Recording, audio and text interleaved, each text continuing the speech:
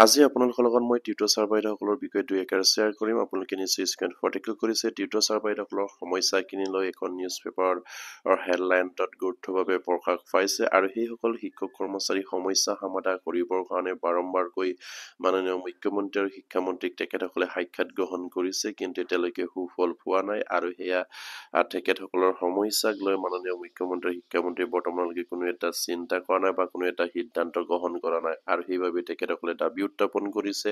আৰু তেখেতসকলে কি উত্থাপন কৰিছে সেই বিষয়ে আপোনালোকৰ লগত মই বিতংকৈ শ্বেয়াৰ কৰিম। আপোনালোকে স্কিপ নকৰি সকলোৱে আমাৰ ভিডিঅ'টো চাই থাকিব, আৰু এতিয়ালৈকে যদি আমাৰ চেনেলটো ছাবস্ক্ৰাইব কৰে কাইণ্ডলি ছাবস্ক্ৰাইব কৰি দিব। আৰু প্ৰতিগৰাকী টিউটৰ গুৰু আৰু অসমৰ জনসাধাৰণৰ অসমৰ দল সংগঠন আৰু বুদ্ধিজীৱীয়ে টিউটৰ ছাৰ বাইদেউসকলৰ সমস্যাৰ বিষয়ে যাতে নেকি অৱগত হয় আৰু টিউটৰ সমস্যাখিনি অসম চৰকাৰক সমাধান কৰা এটা তেখেতসকলে মাতে সেই আপোনালোকৰ ওচৰত কামনা কৰিলো। আৰু নিশ্চয়কৈ আমাৰ টিউটৰ ছাৰ বাইদেউসকলে গুৰুত্ব সহকাৰে লৈ সেই ভিডিঅ'বিলাক শ্বেয়াৰ কৰিব আৰু নিজৰ সমস্যাৰ বিষয়ে নিজৰ কমেণ্ট বক্সত লিখিব বুলি আশা ৰাখিলো।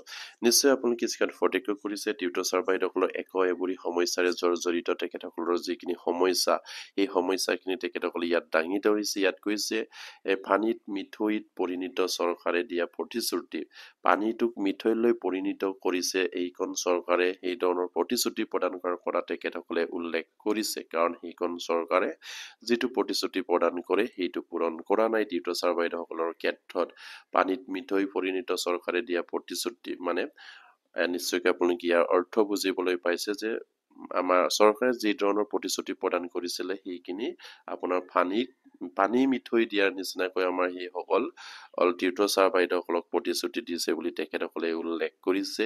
আপোনাৰ পানীকে আপোনাৰ মিঠৈ বুলি অসম চৰকাৰে আমাৰ সেই টিউটৰ ছাৰ বাইদেউসকলক প্ৰতিশ্ৰুতি প্ৰদান কৰিছে। ইয়াত কৈছে 360 টকাৰে নোজোৰে বেতন বৃদ্ধি আশা কৰি ৰৈ আছে টিউটৰসকল।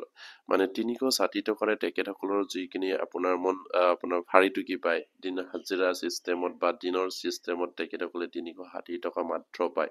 সেই 360 টকাৰ জৰিয়তে তেখেতসকলৰ পৰিয়াল নচলে বা তেখেতসকলৰ সামান্য এটা ভাৰীটুকি প্ৰদান কৰিছে, সেইখিনি নোজোৰে বুলি তেখেতসকলে দাবী উত্থাপন কৰিছে। আৰু বেতন বৃদ্ধি আশা কৰি ৰৈ আছে বুলি কৈছে আমাৰ টিউটৰ ছাৰ বাইদেউসকলে, যিহেতু মাননীয় মুখ্যমন্ত্ৰী নিজেই কৈছিলে 1 অক্টোবৰৰ পৰা টিউটৰ ছাৰ বাইদেউসকলৰ দৰমহা বৃদ্ধি হ'ব বুলি, কিন্তু আজিলৈকে বৃদ্ধি নহল। আৰু সেইবাবে তেখেতসকলে আশা কৰি আছে যে সেইসকল টিউটৰ কৰ্মচাৰীসকলৰ দৰমহা বৃদ্ধি হ'ব বুলি। ইয়াত কৈছে ৰাইজৰ হাজাৰ টিউটৰসকলে অক্টোবৰ মাহত দৰমহা বৃদ্ধি পাব বুলি আশা কৰিছিল যদিও মূলতঃ সেই আশাত চেঁচা পানী পৰিল।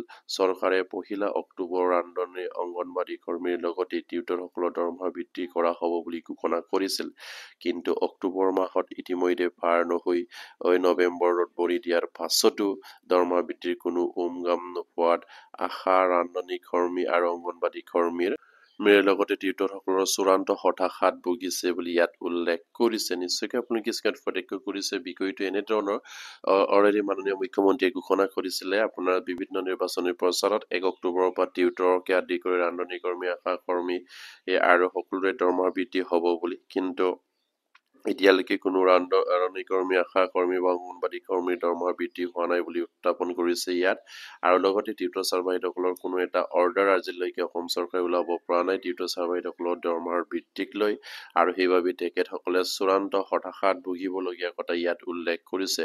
ৰাজ্য চৰকাৰে শিক্ষকৰ লগত বিভিন্ন চৰকাৰী কৰ্মচাৰীৰ বাবে বহুকেইখন অভিলাষী আঁচনি গ্ৰহণ কৰাৰ লগতে মৰগীয়া বানাচ বৃদ্ধি কৰিছে। তেনে সময়ত ৰাইজৰ কৰ্মৰত হৈ থকা হাজাৰ টিউটৰে কেৱল 360 টকা মজুৰিৰ বিনিময়ত এগৰাকী দায়িত্বশীল শিক্ষকৰ ভূমিকা পালন কৰি আহিছে বুলি তেখেতসকলে উল্লেখ কৰিছে।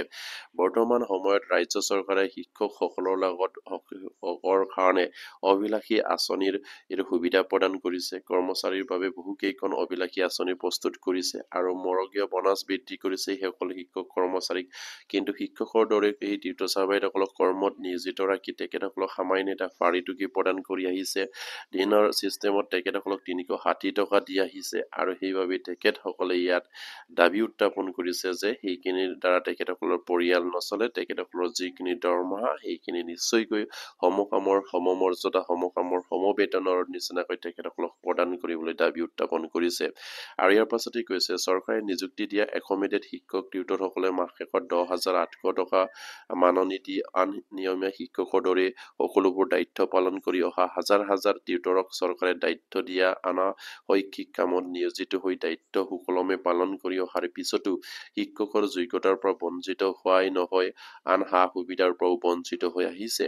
এই একেবাৰে টিউটৰ চাৰ্ভাইডক 10,800 টকাকৈ প্ৰদান কৰি আহিছে। তেখেতসকলক চৰকাৰে বিভিন্ন কামত নিয়োজিত কৰে, কিন্তু তেখেতসকলক শিক্ষকৰ মৰ্যাদাৰ পৰা আৰু আন চৰকাৰী সা সুবিধাৰ পৰা বঞ্চিত কৰাৰ কথা তেখেতসকলে ইয়াত দাবী উত্থাপন কৰিছে। আৰু টিউটৰসকলক শিক্ষকৰ যোগ্যতাৰ পৰা বঞ্চিত কৰি এগৰাকী যোগ্যতা সম্পন্ন শিক্ষকৰ দায়িত্ব পালন কৰিবলৈ মূৰত যিবোৰ দায়িত্ব জাপি দিছে, তাৰ বিনিময়ত টিউটৰসকলে সকলো দায়িত্ব মূৰ পাতি লৈ তথাপিও শ্ৰম আৰু ত্যাগৰ বিনিময়ত টিউটৰসকলে 10,800 টকা দি সন্তুষ্ট ৰাখিব লগাত পৰিছে। ইয়াত তেখেতসকলে আৰু এটা গুৰুত্বপূৰ্ণ পইণ্ট উল্লেখ কৰিছে, শিক্ষকৰ যোগ্যতাৰ পৰা বঞ্চিত কৰি শিক্ষকে যিবিলাক কাম কৰে এই সকলোবিলাক কাম টিউটৰ চাৰ্ভাইডসকলৰ মূৰত জাপি দিছে। তথাপিও সেই টিউটৰ চাৰ্ভাইডসকলে তেখেতসকলে কষ্ট ত্যাগ কৰি সকলোবিলাক মানি লৈ আহিছে বা মানি কাম কৰি আহিছে, কিন্তু এইসকল শিক্ষক কৰ্মচাৰীক কেৱল 10,800 টকা মাহিলী পাৰিতোষিক হিচাপে প্ৰদান কৰি এই সন্তুষ্টত ৰাখিবলগীয়া কথাটো তেখেতসকলে নিশ্চয়কৈ কষ্ট পাইছে। আৰু যিহেতু তেখেতসকলে গোটেই দিনটোত কৰ্মত নিয়োজিত থাকে, এজন শিক্ষকক তেখেতসকলে টিউটৰলৈ অৱনমিত কৰিলে সেইখন চৰকাৰে, আৰু সেইখন চৰকাৰে কি বিবেচনাত তেখেতসকলক টিউটৰ সজালে সেয়া কেতিয়াও তেখেতসকলে ভবা নাছিলে যে তেখেতসকলৰ নামত এটা শব্দ লগাব, যিটো শব্দ শিক্ষকৰ পৰা বঞ্চিত কৰিব। সেয়া খুবেই এটা ৰহস্য আমাৰ শিক্ষক নিযুক্তিৰ ক্ষেত্ৰত অসম চৰকাৰৰ, আৰু সেইখিনি নিশ্চয়কৈ অসম চৰকাৰে এনেদৰে নিযুক্তি দিব নালাগিছিলে, দিলে সম্পূৰ্ণৰূপে শিক্ষক হিচাপে দিব লাগিছিলে, নিদিলে নাই বুলি তেখেতসকলে ক'ব বিচাৰিছে। আৰু সেইবাবে তেখেতসকলে দাবী উত্থাপন কৰিছে, এতিয়াও সময় আছে, চৰকাৰৰ যদিহে পাৰে সেই সমস্যাখিনি সমাধান কৰি এই টিউটৰ চাৰ্ভাইডসকলৰ অতি সোনকালে শিক্ষকসকলে উন্নতি কৰিব লাগে। কাৰণ অসম চৰকাৰে কৰো বুলি কৰিলে নোৱাৰা কাম নাই, আৰু অসমত নিশ্চয়কৈ হয়তো পৰম্পৰাগতভাৱে সেই শিক্ষা অনুষ্ঠান খুলি তাত শিক্ষক কৰ্মচাৰীক চৰকাৰীভাৱে নিযুক্তি দি প্ৰক্ৰিয়াটো আগৰ পৰাই চলি আহিছে, বা সেই শিক্ষানুষ্ঠানত জড়িত শিক্ষক কৰ্মচাৰীক চৰকাৰীকৰণ প্ৰক্ৰিয়া অসম চৰকাৰে আগৰ পৰাই কৰি আহিছে। সেইখিনি কিন্তু বৰ্তমান চৰকাৰে নকৰিলে তেখেতসকলে সেইখিনিকে শিক্ষকৰ পৰা টিউটৰলৈ অৱনমিত কৰি তেখেতসকলৰ মনত যিটো কষ্ট, আগত যিখিনি সা সুবিধাৰ পৰা বঞ্চিত ৰাখিছে, সেইখিনি কেতিয়াও গ্ৰহণযোগ্য হোৱা নাই। অসম চৰকাৰে সেইখিনি নিশ্চয়কৈ অতি সোনকালে বিবেচনা আনি তেখেতসকলক উদ্ধাৰ কৰিব লাগে বুলি ময়ো ভাবো।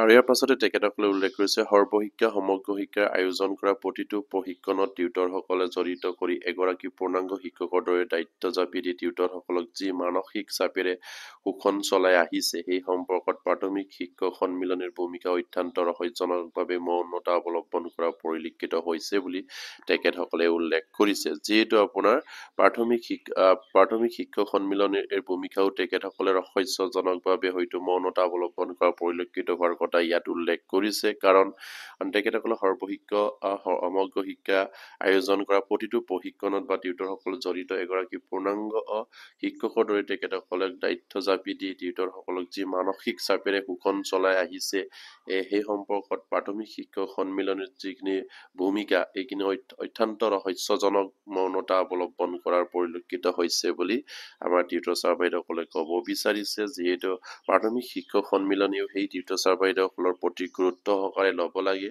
তেখেতসকলক অতি সোনকালে তেখেতসকলৰ সমস্যাখিনি সমাধান কৰাৰ এটা চিন্তা চৰ্চা কৰি তেখেতসকলে মাননীয় মুখ্যমন্ত্ৰী বা অসম চৰকাৰক তেখেতসকলে দাবী উত্থাপন কৰিব লাগে বুলি প্ৰাথমিক শিক্ষক সন্মিলনীক টিউটৰ চাৰ্ভাইডসকলে ইয়াত জনাব বিচাৰিছে। আৰু খুবেই এটা গুৰুত্বপূৰ্ণ বিষয়, যিহেতু নিশ্চয়কৈ ভাবিবলগীয়া কথা, এইসকল শিক্ষক কৰ্মচাৰীক টিউটৰলৈ অৱনমিত কৰি অসম চৰকাৰে কি বিবেচনা কৰিলে বা অসম চৰকাৰে কি চিন্তা কৰিলে বা অসম চৰকাৰে যি ধৰণৰ কাম কৰিলে, সেইটো কেতিয়াওতো গ্ৰহণযোগ্য হোৱা নাই। আৰু ইয়াৰ হয় নিশ্চয়কৈ আমাৰ প্ৰাথমিক শিক্ষক সন্মিলনীয়েও এষাৰ মাত মাতিব লাগে সেই টিউটৰ চাৰ্ভাইডসকলৰ সমস্যাক লৈ। আৰু অসম চৰকাৰে যি ধৰণে কাম কৰিলে সেইটো কেতিয়াও গ্ৰহণযোগ্য হোৱা নাই। তেখেতসকলে একোজন শিক্ষক কৰ্মচাৰী আছিল, তেখেতসকলক টিউটৰ সজাই যিখিনি সামান্য এটা পাৰিতোষিক প্ৰদান কৰি আহিছে। সেই টিউটৰ আৰু শিক্ষকৰ কোনো কামৰ পাৰ্থক্য নাই। শিক্ষকে যি ধৰণৰ কাম কৰে টিউটৰে কৰে, টিউটৰে যি ধৰণৰ কাম কৰে শিক্ষকেও কৰে।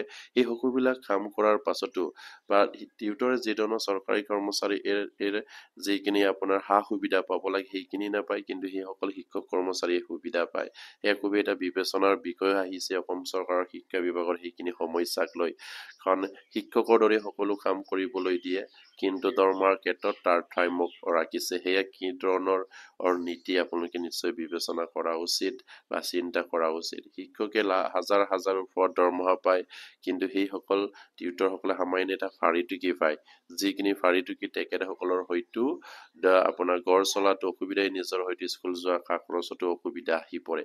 সেইখিনি অসম চৰকাৰ অন্তত বিবেচনা কৰি আনিব লাগে আৰু সেইসকল শিক্ষক কৰ্মচাৰীৰ সমস্যাখিনি অতি সোনকালে সমাধান কৰাৰ এটা চেষ্টা কৰিব লাগে বা উপায় উলিয়াব লাগে বুলি আমাৰ ফালৰ পৰা মাননীয় মুখ্যমন্ত্ৰী শিক্ষামন্ত্ৰীলৈ অনুৰোধ থাকিল। আৰু প্ৰতিগৰাকী এই টিউটৰৰ জড়িত শিক্ষক সেইবিলাক খবৰ পাই আপোনালোকে শ্বেয়াৰ কৰি দিব আৰু এতিয়ালৈকে যদি আমাৰ চেনেলটো ছাবস্ক্ৰাইব কৰা নাই, কেনে ছাবস্ক্ৰাইব কৰিব বুলি আশা ৰাখিলো। নমস্কাৰ, জয় আই অসম।